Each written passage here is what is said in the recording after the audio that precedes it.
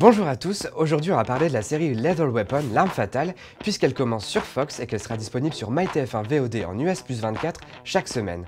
On va tenter de répondre à la question que tout le monde se pose, est-ce qu'elle est à la hauteur de la saga cinématographique? Mais avant ça, voici quelques images pour vous mettre dans le bain. I need you to be honest with me. Do you think Riggs is dangerous? Very.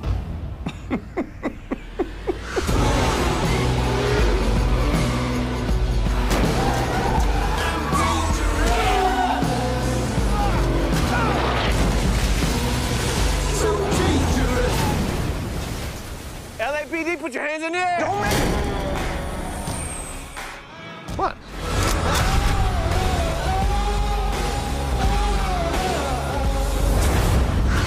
What the hell did this guy do? We questioned him. The guy fled, so we followed him at a safe distance. And then he pulled a gun on us. Yes, and he pulled a gun. Tried to shoot us. What are we gonna do? Stop! You were 50 years old, Murtaugh, and still only a detective. I like solving cases, not kissing ass.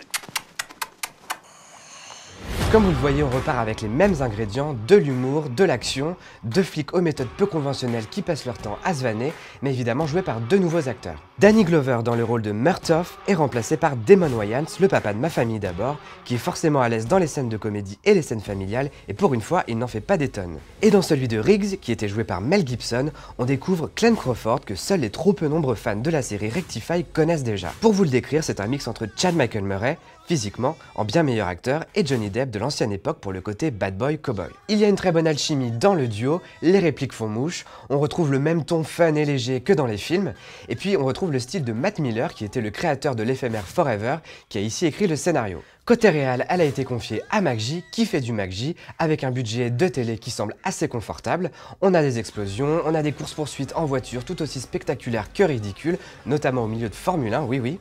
En tout cas, c'est exactement ce qu'on attend de l'arme fatale. Là où le bas blesse, et on s'y attendait un peu, c'est que l'enquête n'est pas hyper passionnante ni très originale.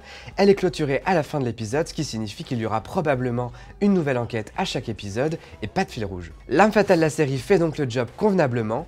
On est très loin de l'échec de Rush Hour diffusé l'an dernier.